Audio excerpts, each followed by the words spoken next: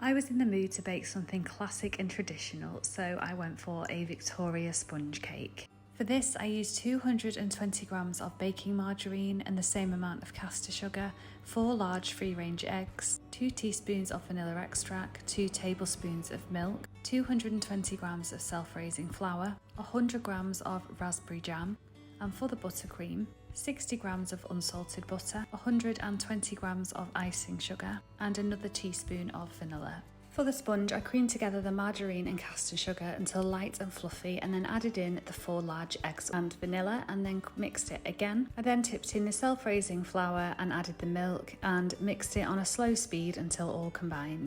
I had greased 2 round 7-inch cake tins, so I poured half of the mixture into one and the other half into the other, and the oven was on preheating at 150 fan. They baked for 40 minutes and I knew they were done because they were coming away from the sides. They were a lovely golden brown colour, and when I put a knife in the middle, it came out clean. They also sprang back when I gently pushed on the top of them. I tipped them out on a wire rack to cool, and one of them was a little bit slanted, so I levelled that off with a large serrated knife. My full buttercream recipe is on my page, but I creamed the butter until it was light and fluffy. This took around 15 minutes, and then I tipped in the icing sugar with 1 teaspoon of vanilla and a little drizzle of cooled boiled water, and mixed again for around 5 minutes. I spread the raspberry jam out onto one of the sponges. You can use strawberry if you like. And then I decided to pipe the buttercream on with this nozzle. It's a Gem 2R. You can spread the buttercream on if you want. There's no need to pipe it.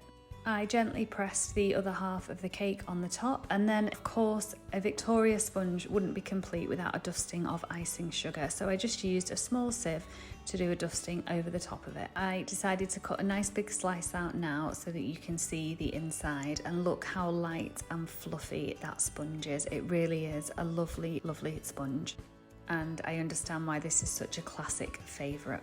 Some people like to use whipped cream in their sponge, some people like to add strawberries.